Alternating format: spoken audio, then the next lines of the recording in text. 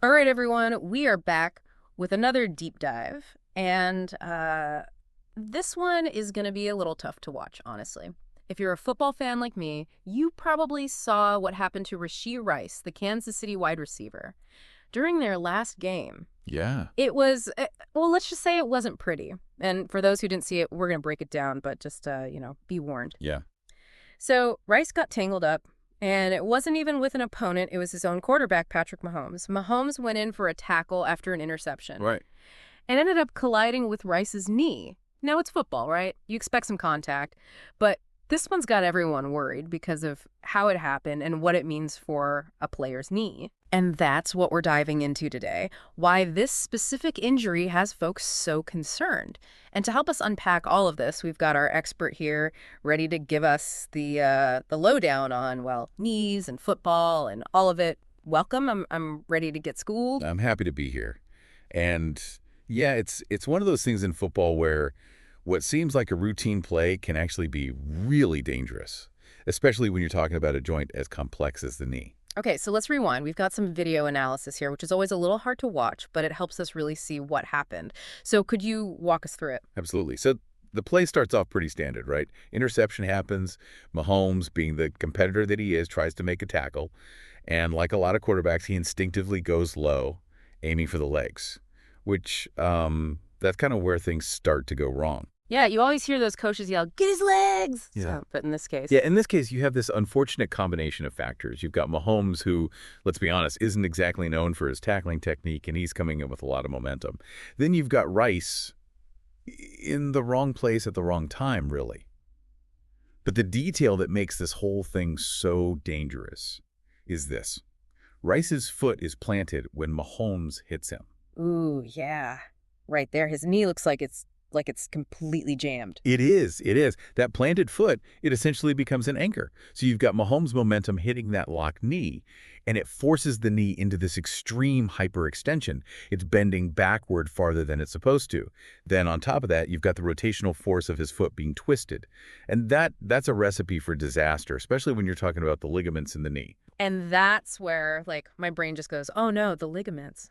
Can you give us a quick and easy anatomy lesson here? Like, what makes that hyperextension and that twisting so terrible for those ligaments? Sure.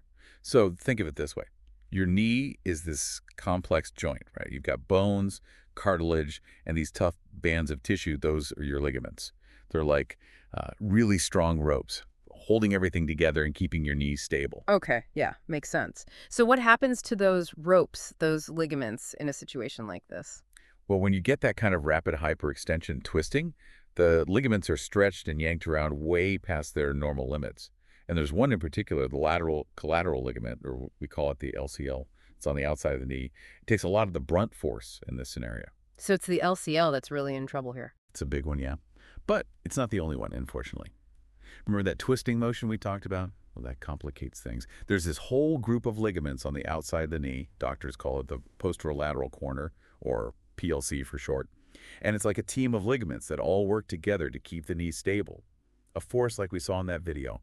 It can really do a number on the PLC. So not just one ligament, but maybe a whole bunch of them are at risk here. Exactly. And while it's impossible to diagnose anything for sure just from the video, that mechanism we saw makes damage to the ACL a real possibility. The ACL is that ligament that crosses inside the knee, and you hear about those tears all the time in sports. And this is a classic example of how it happens, that sudden twisting and hyperextension. That's brutal on the ACL. So we're talking about potential damage to, like, a whole bunch of ligaments here, maybe even the dreaded ACL tear. Mm. Man, it makes you think, like, what's going through those doctors' minds when they see an injury like that happen? It's all about quick thinking, really. Yeah. You know, the Chiefs medical staff, they were pretty quick to rule Rice out of the game, and that's often a sign that it's not good.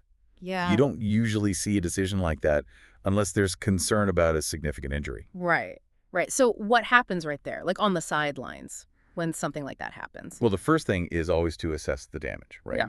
So they're going to perform some quick tests, specific ones that target the ligaments, trying to see if there's any excessive movement in the joint or a feeling of looseness, that kind of thing. Yeah. And those initial findings, they really guide everything that comes after. Makes sense. So say there is some ligament damage. What happens next? What does the road to recovery look like? Well, the next step is to get a clear picture of the damage, which means an MRI. That's going to give them a detailed roadmap of Rice's knee and what they're dealing with. Oh, okay, so that's how they figure out what's really going on in there. Exactly. It'll confirm which structures are actually injured and how bad it is. And treatment from there, it really branches out depending on what they find. Oh, okay, so it's not like a one-size-fits-all kind of thing. Not at all. We could be talking anything from bracing and rehab to, in the worst case scenario, surgery. It all depends on which ligaments are affected, how severe it is. There are a lot of factors. So I imagine with that range of treatments, there's also a big range of like recovery time too. Are we talking weeks, months? Ligament injuries, they're tricky. And even with surgery, it could be a long road back. You could be looking at months of rehab, potentially even missing the rest of the season, which is, it's a tough break for any athlete. Man, yeah. I mean, it puts a real damper on things. Makes you realize we always focus on the injury as it happens, but the recovery, that's a whole other beast, you Oh, know? absolutely. And that's where the mental part of the game comes in just as much as the physical. Yeah. Recovering from an injury like this, it takes dedication, resilience, a good support system. It's true, It makes you think about the pressure these guys are under, not just to perform, but to come back from something like this. It's a great point.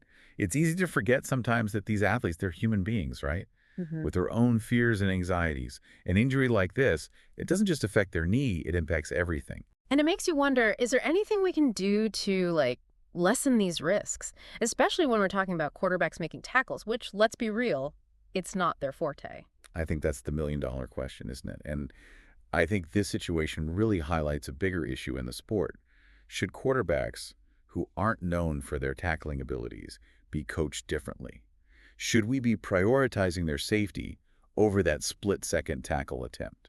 That's an interesting thought, Like, changing the way we even coach quarterbacks to protect them from themselves almost. It's a conversation that's worth having. We've seen so many changes to tackling techniques across the board try to make the game safer, and maybe quarterbacks, with their unique role and skill set, maybe they need a different approach. It's wild how one play, one tackle can lead to so many questions. It really is. But that's the thing about this sport. There's always something to learn, always ways we can improve and make it safer for everyone involved. It's like we think we know football, and then something like this happens, and it's like, wait, hold on, there's a whole other level to this. It really is, yeah. That's why I love talking about this stuff, because you never know where one play, one question might lead you. That's for sure. So for our listeners out there, what would you say is like the biggest takeaway from all of this? What do you hope they walk away thinking about? That's a good question. I think it's this. We spend so much time focused on the big hits in football, but it's often the plays you'd least expect, the ones that seem routine, that can be the most dangerous. And this whole thing with Rashee Rice, it just goes to show we can always be doing more to protect these athletes, both on and off the field. It's a conversation that needs to keep happening. Well said. And on that note, I want to thank you and I want to thank all of you for joining us on this deep dive. I think we all learned a lot today about the human body, about football, even about, the responsibility we all have to look out for these athletes who put so much on the line for our entertainment. We'll see you next time for another deep dive.